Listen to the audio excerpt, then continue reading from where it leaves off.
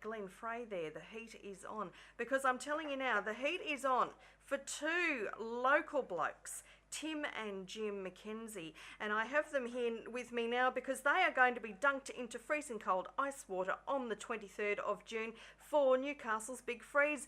Good morning, gentlemen. Morning, Martine. Good morning. Good morning. Thank you so much for, coming out of your training for the Big Dip to chat with us. And I'd love to talk about your preparation for it. But obviously, I want to know, why are you guys coming back? You were there last year as the Blues Brothers, and you're back again. What is it about the Big Freeze that sends you to dunk yourself into freezing cold water? It started last year, Martini, in Newcastle with the Big Freeze, and it flows on from the Melbourne Big Freeze, which is on Monday, Big Freeze 4. So Neil Danaher, the AFL coach down there, he was diagnosed a few years back and realised there wasn't much money going into research. So he formed the Cure for MND Foundation, where the money goes into research to finding a cure for motor neurone disease. So those that don't know, the nerve cells, the neurons, they give the message to the muscles that help us to move and to swallow and to talk and to breathe. Yeah. And with MND, that's where those neurons fail to work. And so there's just this gradual deterioration of the muscles. There's no cure for it. No. And the main reason we're involved to our eldest brother, David, he was diagnosed in 1997 with motor neurone disease. He passed away in 2007, and once you've been touched by it, you become part of the motor neurone family, and you will do anything that you can. And sliding into a big pool of ice is nothing for us, because it's all about raising awareness and raising funds to support people and to help people to know that there's a bigger community out there, and we all care. Yeah, exactly. And as you say, I mean, this for you guys, after the roller coaster ride with not just your brother, but you've been touched by MND in other ways. I mean, there was, a large spate there. I mean, you are involved with the community, as you say, but you had some surprise diagnoses around you as well. Can you tell us a bit about that? Yeah, when David was diagnosed, we were living in Singleton at the time, and one of my rugby coaches up there, he also got diagnosed a few years after David. Wow. And then in 2007, when David passed away, not long after that, another friend from Singleton, he was diagnosed, and he passed away on Good Friday last year. Goodness me. A day after his grandson was born. Wow. And Graham's daughter Rachel is going to be one of the sliders, and Rachel's one of them. She's a beautiful person, and has raised probably about 150,000. This is wow. That's when they were living in Muswellbrook through things like trivia nights and walkathons and things like that, and it just shows how much community support there is out there. And people want to get behind, just to find this cure for this disease.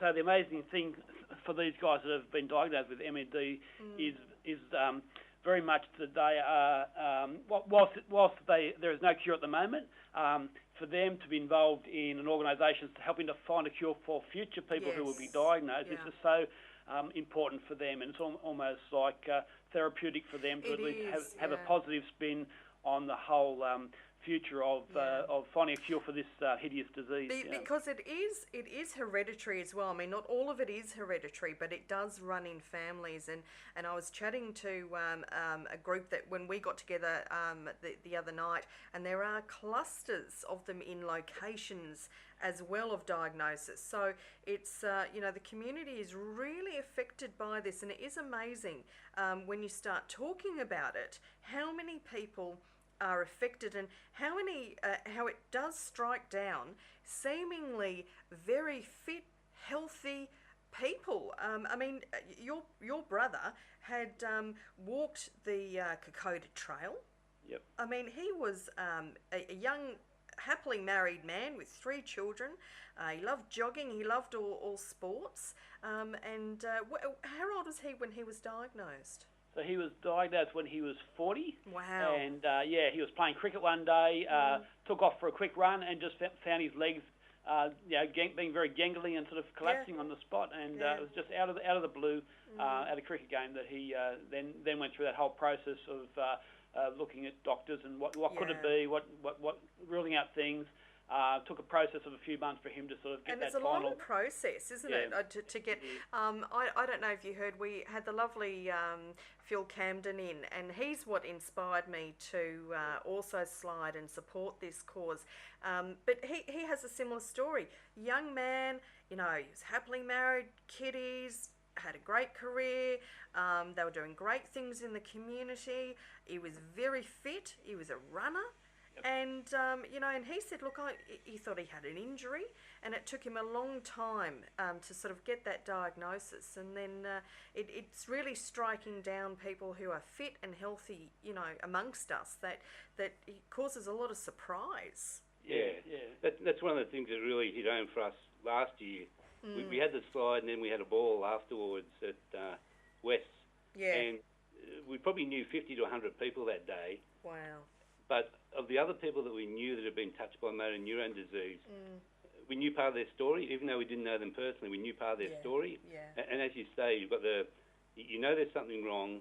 You go to your GP, you get these referrals, and the first thing is that devastation of the diagnosis. Yeah. You're told that you've got an incurable disease. Statistically, the life expectancy is 2.5 years.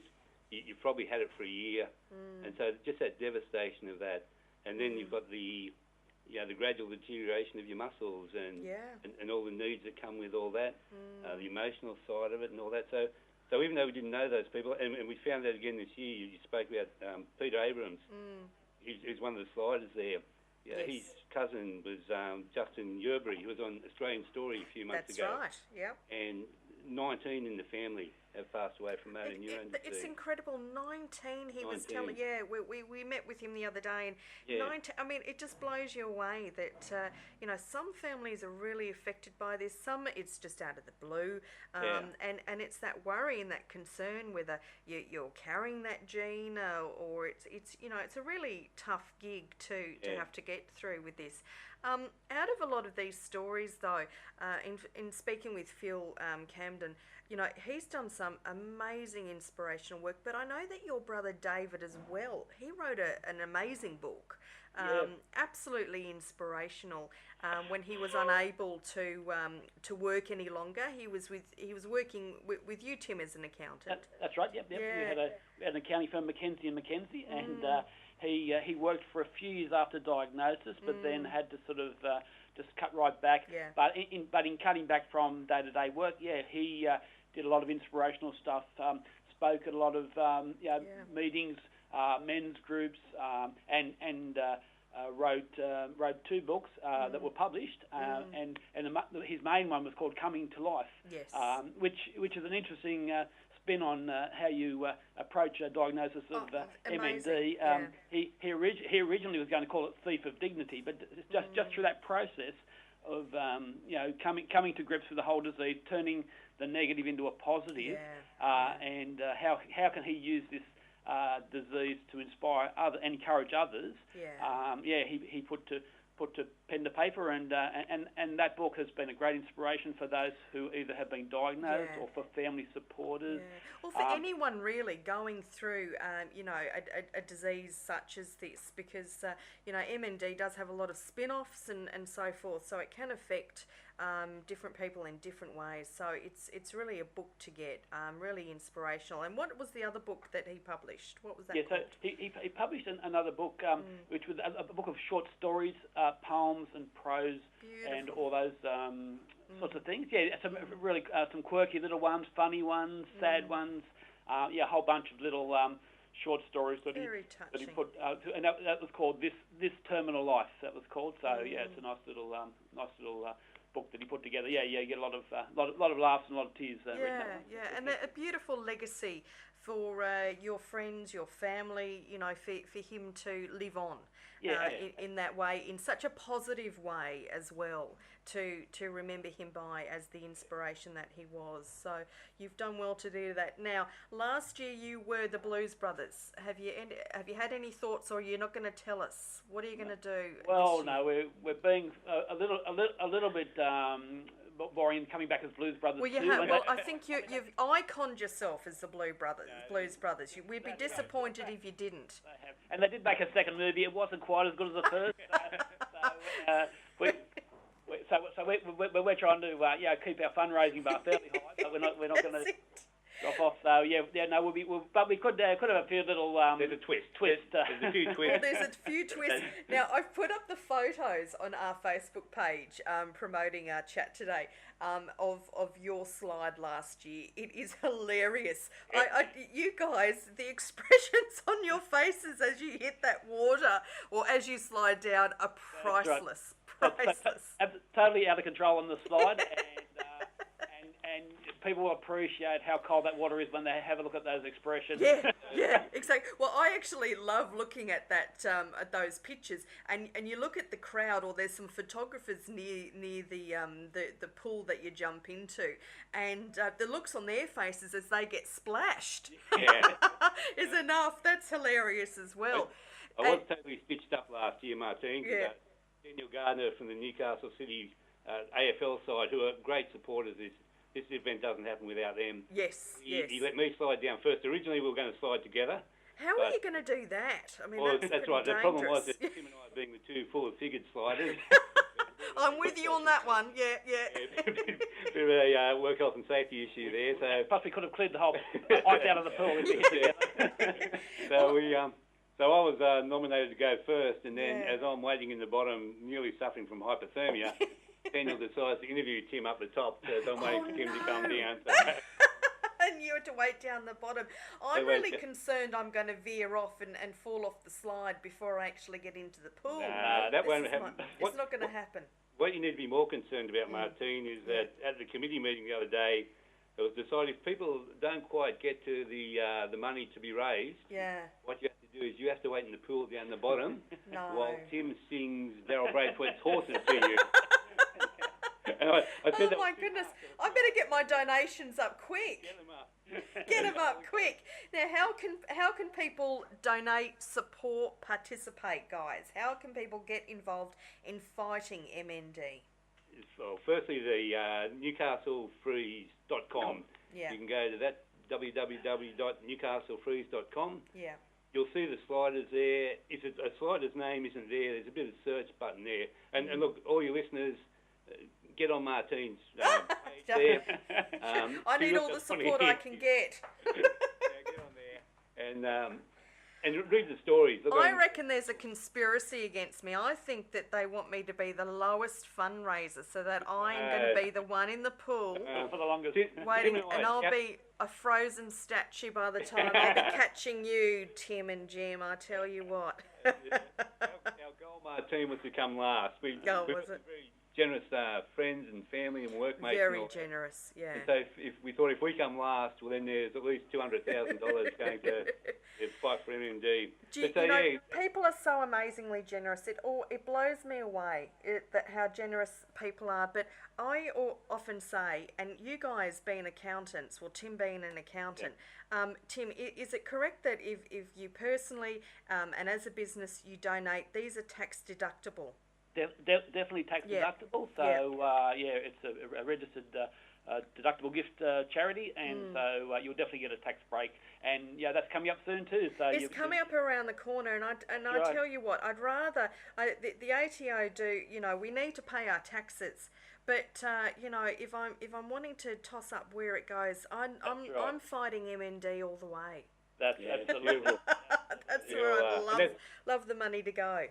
That's what we're trying to do, Martine. Like with the story of MND, we want to write that final chapter when a cure is found. Yeah. And then after that, there's going to be one big party. Exactly. Now I need to get some more tips off you guys because you did it last year. You're back again this year.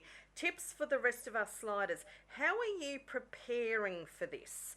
I'm doing some ladder climbs. I'm doing, I haven't plunged myself into freezing cold water. What is your physical preparation for this, or mental?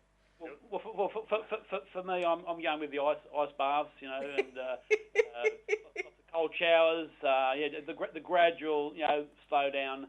Of that temperature, the inner temperature. Jim's going the other way. I'm going the reverse psychology. On Wednesday, I fly to Phuket. Oh, Jim, stop it.